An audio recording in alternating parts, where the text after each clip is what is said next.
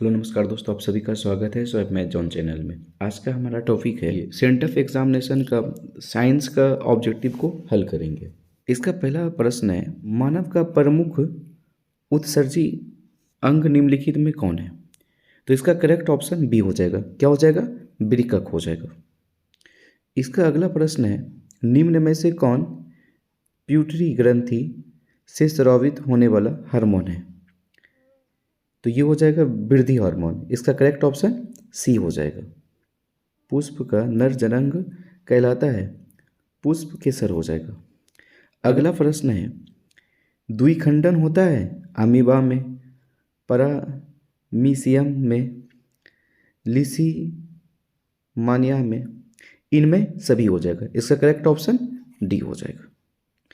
युग्मक होते हैं, युग्मक का मतलब क्या होता है? जोड़ा। युग्मक का मतलब होता है जोड़ा। तो ये क्या हो जाएगा? ऑप्शन बी हो जाएगा। हमेशा द्विगुणित होता है। युग्मक कैसा होता है? हमेशा द्विगुणित होता है। तो इसका करेक्ट ऑप्शन बी हो जाएगा। इसका अगला प्रश्न है, सोमेटोस्टेटिन ये क्या है? वृद्धि अवरोधक हार्मोन। ये करेक्ट ऑप्शन बी हो जाएगा इसका। अब इसका अगला प्रश्न है, वृक्क की संरचना एवं क्रियात्मक इकाई को कहते हैं। तो इसका क्या हो जाएगा? नेफ्रॉन। और नेफ्रॉन को ही कहते हैं वृक्क अणु। क्या इसका एक और नाम है? क्या है? वृक्कांक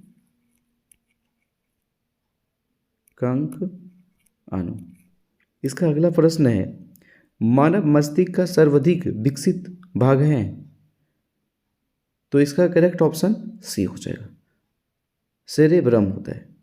इसका अगला प्रश्न है, मूत्र की सांद्रता किस पर निर्भर करती है? तो इसका हो जाएगा ADH। इसका फुल फॉर्म होता है एंटी डाययूरेटिक हार्मोन। इसका अगला प्रश्न है, रंध्र का मुख्य कार्य होता है। तो इसमें हो जाएगा गैसों का विनिमय। तो इसका करेक्ट ऑप्शन डी हो जाएगा।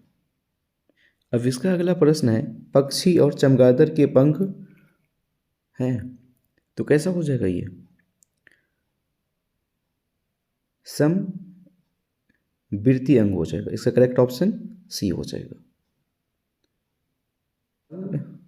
इसका अगला प्रश्न है, रक्त का लाल रंग निम्नांकित में से किस प्रोटीन के कारण होता है? तो ये किसके कारण होता है? होमोग्लोबिन के कारण होता है।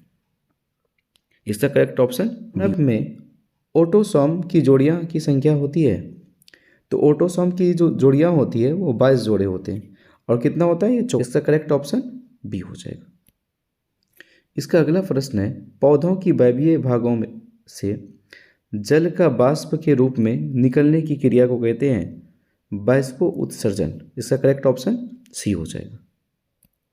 आयोडीन के घोल को स्टार्च में मिलाने पर इसका रंग हो जाता है। तो ये कैसा हो जाएगा? नीला। इसका करेक्ट ऑप्शन ए हो जाएगा। इसका अगला प्रश्न है, दो तंत्रिका कोशिकाओं के मध्य खाली स्थान को कहते हैं। तो इसको कहते हैं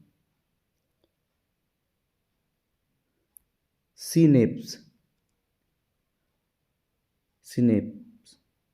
इसका करेक्ट ऑप्शन डी हो जाएगा। इसका अगला प्रश्न है, गोबर छत्ता है। तो गोबर छत्ता को मशरूम भी बोलते हैं। तो ये क्या है? एक मृत जीवी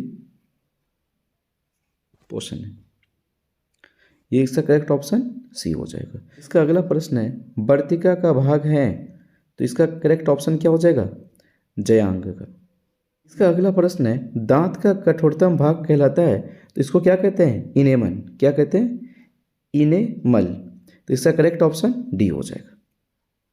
एक खाद्य श्रृंखला में दूसरी पोषी स्तर पर हमेशा कौन रहता है? तो इसका करेक्ट ऑप्शन ए हो जाएगा। ये क्या हो जाएगा? शाकाहारी। इसका अगला प्रश्न है, गर्म जल प्राप्त करने के लिए हम सौर जल तापक का उपयोग किस दिन में नहीं कर सकते हैं? तो सौर को मतलब होता है जो धूप से चार्ज होता है। तो धूप वाले दिन में तो इसका इस्तेमाल कर सकते हैं। गर्म दिन में भी हो सकता है, हवादार दिन में, लेकिन बादलों वाले दिन में इसका इस्तेमाल नहीं कर सकते हैं। इसका करेक्ट ऑप्शन बी हो जाएगा। इसका अगला प्रश्न है, निम्नलिखित में कौन जैव मात्रा ऊर्जा स्रोत का उदाहरण नहीं है? लकड़ी है, बी में क्या है, गोबर गैस, नाभिकीय ऊर्जा। तो इसका करेक्ट ऑप्शन नाभिकीय ऊर्जा हो जाएगा। इसका अगला प्रश्न है, समजात अंगों का उदाहरण है? तो मानव हाथ तथा कुत्ते का अग्रपाद, मानव दांत, हाथी का दांत, आलू एवं घास की ऊपरी भुवस्तरी। तो इसका करेक्ट ऑप्शन डी हो जाएगा, इनमें सभी। इसका अगला प्रश्न है, निम्नलिखित में कौन परागकोश में होते हैं? तो परागकोश में होते हैं परागकण होते हैं। इसका करेक्ट ऑप्शन डी हो जाएगा। अब अगला प्रश्न है, निम्न में से कौन आहार श्रृंखला का निर्माण करते हैं? श्रृंखला तो क्या है, घास, गेहूं तथा आम, ऐसा कुछ नहीं है। घास कौन खाती है? बकरी। और बकरी को कौन खाता है? मानव। तो इसका करेक्ट ऑप्शन बी हो जाएगा, ऑप्शन डी हो जाएगा। इसका अगला प्रश्न है, रेजिन एवं गोंद कहाँ संचित रहता है? तो इसका ऑप्शन बी हो जाएगा। कहाँ पे होता है? छाल में होता है। इसका अगला प्रश्न है, निम्न में से किस माध्यम में प्रकाश का चाल अधिकतम होती है? तो जल है, और बी में क्या है, हवा, और सी में क्या है, शीशा, और डी में क्या है, हीरा। तो सबसे ज़्यादा जो प्रकाश की चाल होता है वो निर्वात में होता है, लेकिन यहाँ पे निर्वात नहीं है, तो यहाँ पे करेक्ट ऑप्शन बी हो जाएगा, क्योंकि यहाँ पे सबसे ज़्यादा जो चाल होगा हवा में होगा प्रकाश की चाल। इसका अगला प्रश्न है, विद्युत आवेश का एसआई मात्रक है? तो क्या हो जाएगा? कूलॉम। अतिभरण के समय विद्युत परिपथ में विद्युत धारा का मान होता है? तो क्या हो जाएगा? बहुत अधिक हो जाता है। इसका करेक्ट ऑप्शन बी हो जाएगा। अगला प्रश्न है, विभक्त विलय का उपयोग किस उपकरण में किया जाता है? तो इसका जो होगा विद्युत मोटर में किया जाता है। इसका करेक्ट ऑप्शन ए हो जाएगा। इसका अगला प्रश्न है, सौर कुकर के लिए कौन सा दर्पण सर्वाधिक उपयुक्त है? तो इसके लिए ऑप्शन बी हो जाएगा, अवतल दर्पण। इसका करेक्ट आंसर बी हो जाएगा। अगला प्रश्न है, विद्युत विभवांतर का एसआई मात्रक होता है? तो विद्युत विभवांतर का एसआई मात्रक वोल्ट हो जाता है। इसका करेक्ट ऑप्शन ए हो जाएगा। इसका अगला प्रश्न है, घरेलू विद्युत परिपथ में उदासीन तार का रंग होता है? तो ये कैसा होता है? काला रंग का होता है। इसका अगला प्रश्न है, बैटरी से किस प्रकार की धारा प्राप्ति होती है? तो ये हो जाएगा दिष्ट धारा। इसका करेक्ट ऑप्शन बी हो जाएगा। इसका अगला प्रश्न है, सघन माध्यम से विरल माध्यम में प्रवेश करने पर आपतन कोण और अपवर्तन कोण में क्या संबंध रहता है? जब सघन माध्यम से विरल माध्यम में जाता है तो अपवर्तन कोण का मान क्या हो जाएगा? बड़ा हो जाएगा। इसका करेक्ट ऑप्शन बी हो जाएगा। इसका अगला प्रश्न है, समांग माध्यम में प्रकाश का गमन करता है? तो इसका करेक्ट ऑप्शन ए हो जाएगा, प्रकाश सरल रेखा में गमन करता है। अब इसका अगला प्रश्न है, लेंस सूत्र क्या है? तो लेंस का जो सूत्र होता है ये आपका 1/f बराबर 1/v माइनस 1/u। इसका करेक्ट ऑप्शन बी हो जाएगा। अगला प्रश्न है, दृश्य प्रकाश में किस वर्ण का तरंगदैर्घ्य अधिकतम होता है? तो आपका हो जाएगा करेक्ट ऑप्शन डी। लाल रंग का सबसे तरंगदैर्घ्य ज़्यादा होता है और बैंगनी रंग का सबसे तरंगदैर्घ्य कम होता है। इसका करेक्ट ऑप्शन क्या पूछा? अधिकतम पूछा है, तो इसका ऑप्शन डी हो जाएगा। इसका अगला प्रश्न है, किसी लेंस की फोकस दूरी 1 मीटर है तो उसकी क्षमता होगी? तो उसका क्षमता बराबर फॉर्मूला होता है, क्षमता को पी से डिनोट करते हैं, पी बराबर 1/f। तो यहाँ पे 1 और f कितना दिया हुआ है? 1 मीटर। तो 1 से जब 1 में डिवाइड करेंगे तो कितना हो जाएगा? 1d dioptre. इसका करेक्ट ऑप्शन सी हो जाएगा।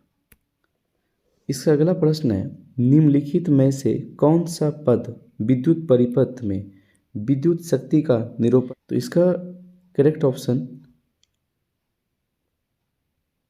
बी हो जाएगा। तो ये तीनों तो आपका क्या करता है, आपका ये वाला ऑप्शन नहीं करेगा। तो इसका अगला प्रश्न है, मूत्र का पीला रंग किस वर्णक के कारण होता है। इंसान का जो पेशाब होता है वो पीला किस वर्णक के कारण होता है। तो इसका करेक्ट आंसर यूरोक्रोम के कारण इसका रंग क्या होता है, पीला होता है। करेक्ट ऑप्शन बी हो जाएगा। इसका अगला प्रश्न है, निम्नलिखित में से कौन नवीकरणीय ऊर्जा का स्रोत नहीं है। तो इसमें क्या हो जाएगा, पेट्रोलियम, क्योंकि पेट्रोलियम का जब इस्तेमाल करेंगे तो पेट्रोलियम खत्म हो सकता है। लैंगिक जनन से संचालित रोग कौन सा होता है। इसका करेक्ट ऑप्शन सी हो जाएगा, एड्स होता है। इसका अगला प्रश्न है, निम्नलिखित में से कौन विद्युत का सुचालक होता है। तो विद्युत का सुचालक कौन हो जाएगा, पहले में सल्फर, प्लास्टिक, आयोडीन, नहीं, इसका क्या हो जाएगा, ग्रेफाइट। ग्रेफाइट क्या हो जाएगा, विद्युत का सुचालक हो जाएगा। इसका करेक्ट ऑप्शन डी हो जाएगा। इसका अगला प्रश्न है, निम्नलिखित में से कौन पारिस्थितिक तंत्र का जैव घटक हो सकता है। तो इसमें हो जाएगा आपका कवक। करेक्ट ऑप्शन बी हो जाएगा। इसका अगला प्रश्न है, विद्युत उपकरण का धातु आवरण जोड़ा जाता है। तो इसका क्या हो जाएगा, करेक्ट ऑप्शन बी हो जाएगा, भूतर अर्थ वायर, जिसको हम लोग अर्थिंग बोलते हैं। इसका करेक्ट ऑप्शन बी हो जाएगा। इसका अगला प्रश्न है, निम्नलिखित में से किससे विद्युत मोटर का उपयोग होता है। तो इसका विद्युत पंखे में भी विद्युत मोटर का उपयोग होता है, टेप रिकॉर्डर में भी होता है, लेथ मशीन में भी होता है। तो इसका करेक्ट ऑप्शन डी हो जाएगा, इनमें से सभी में हो जाएगा। इसका अगला क्वेश्चन है, दो हल्के नाविकों को जोड़कर एक भारी नाविक बनाने की क्रिया को कहते हैं नाभिकीय। करेक्ट ऑप्शन ए हो जाएगा, नाभिकीय क्या हो जाएगा, संलयन। अगला क्वेश्चन है, कार्बन आधुनिक आवर्त सारणी में किस वर्ग के सदस्य हैं। तो इसमें हो जाएगा सदस्यों के वर्ग 14। करेक्ट ऑप्शन सी हो जाएगा। इसका अगला प्रश्न है, बॉक्साइट निम्नलिखित में से किस धातु का आस्क है। तो ये किसका है, एल्युमिनियम का है। करेक्ट ऑप्शन ए हो जाएगा। इसका अगला प्रश्न है, कमरे के ताप पर द्रव अवस्था में रहने वाले धातु हैं। तो वो आपका हो जाएगा पारा। करेक्ट ऑप्शन सी हो जाएगा। अब इसका अगला प्रश्न है, सोडियम का संयोजकता कितना क्या है।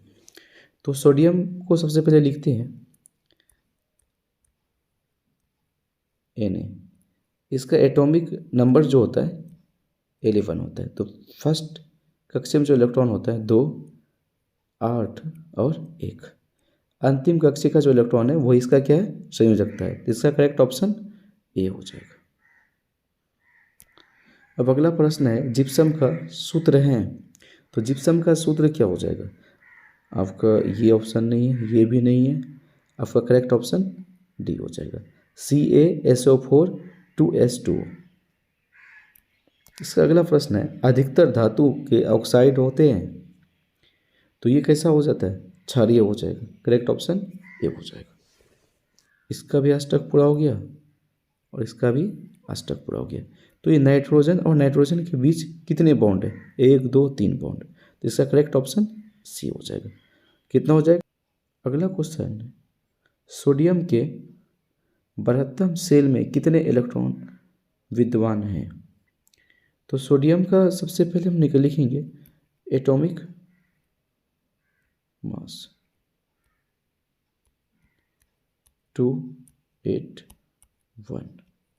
इसका ये क्या चीज़ है इसका, तो इसका करेक्ट ऑप्शन डी हो जाएगा।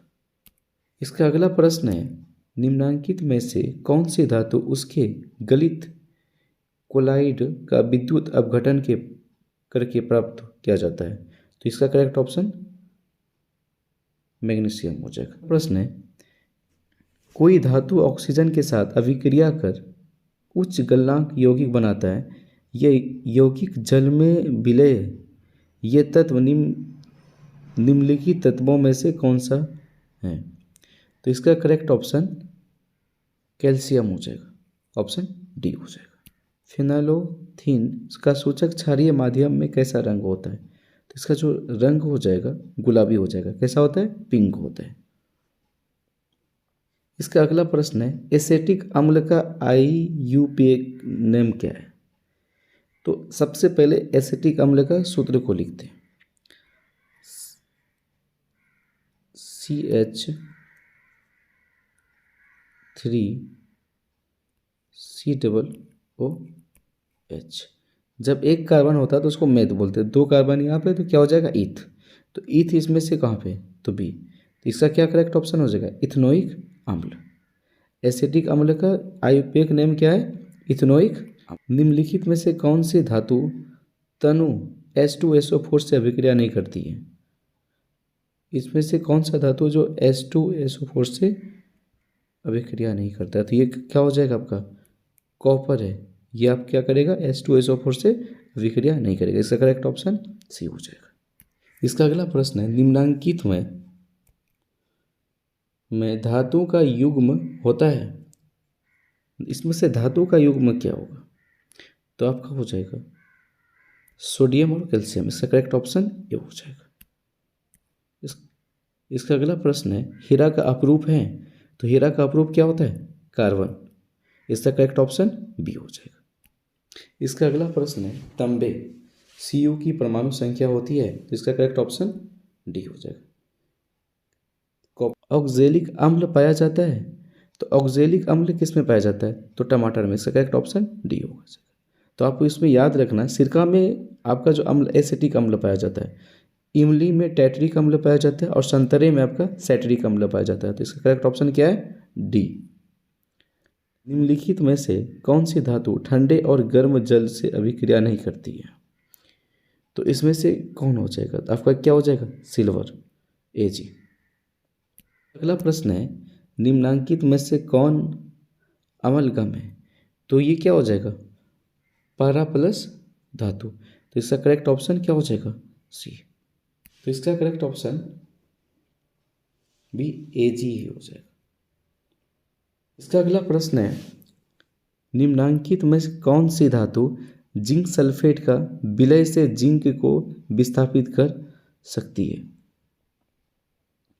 तो इसका जो करेक्ट ऑप्शन ए हो जाएगा, क्योंकि इसका अगला प्रश्न है, कोई तत्व ऑक्सीजन से संयोग कर ऑक्साइड बनाता है, यह अभिक्रिया कहलाती है? तो इसका ऑप्शन ही गलत है, क्योंकि इसका ऑप्शन ए भी सही है, बी भी सही है और सी भी सही है। इसका अगला प्रश्न है, सूर्य के प्रकाश का अवशोषण करके घटित होने वाली अभिक्रिया कहलाती है? तो इसका करेक्ट ऑप्शन क्या हो जाएगा? बी, प्रकाश रासायनिक अभिक्रिया। अगला प्रश्न है, PbHNO3 किस प्रकार का लवण है? तो ये आपका हो जाएगा क्षारीय लवण। शुद्ध जल का pH मान होता है, ये कितना होता है? 7 हो जाता है। करेक्ट ऑप्शन बी हो जाएगा। अगला क्वेश्चन है, अपशिष्ट प्रबंधन की नई धारणा क्या है? तो इनमें से क्या हो जाएगा? सभी। इसका अगला प्रश्न है, पॉलीथीन थैले के बदले किस प्रकार के थैले का इस्तेमाल किया जाना चाहिए? जूट का थैला, कपड़े का थैला, कागज़ का थैला। तो ये सभी भी पॉलीथीन से बचने के लिए हम इस तीनों का इस्तेमाल कर सकते हैं, इसलिए इसका करेक्ट ऑप्शन डी हो जाएगा, इनमें से सभी। अगला प्रश्न है, कोयला एवं पेट्रोलियम में कौन सा तत्व पाए जाते हैं? तो इसका करेक्ट ऑप्शन क्या हो जाएगा? बी, हाइड्रोजन पाया जाता है। अगला प्रश्न है, वर्षा जल को भूमिगत जल स्तर तक पहुंचाने के लिए निम्नलिखित में से किसका प्रयोग होता है?